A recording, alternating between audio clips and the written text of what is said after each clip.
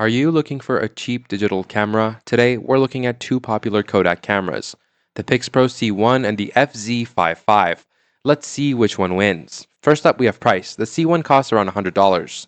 The FZ55 is about $150, so the C1 is $50 cheaper. Both cameras are super small and lightweight. The C1 has a flip-up screen perfect for selfies and vlogs. The FZ55 has a normal screen that doesn't move.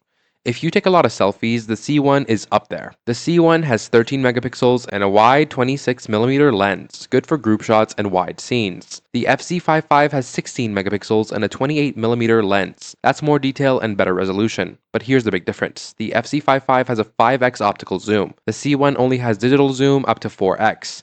Digital zoom makes photos look bad and blurry when you zoom in. Optical zoom keeps things sharp and clear at any distance. This is huge. Big win for FZ55. The C1 has a tiny 1/3 inch sensor. The FZ55 has a bigger 1/2 inch sensor. Bigger sensors capture more light and take better photos, especially in dim lighting. Photos from the FZ55 look clearer with less noise. The FZ55 wins again. Both shoot 1080p video at 60 frames per second. They've tied here.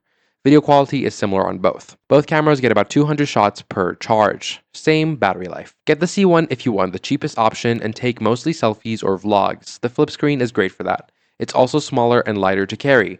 Get the FZ55 if you want better photo quality and need zoom. The optical zoom and better sensor make a real difference. It takes sharper, clearer photos. For most people, spend the extra $50 on the FZ55. Better zoom, better sensor, better photos. You'll be happier in the long run. But if selfies are your thing and you're on a tight budget, the C1 works fine. That's it. Hit like if this helped, subscribe for more camera reviews, and thanks for watching.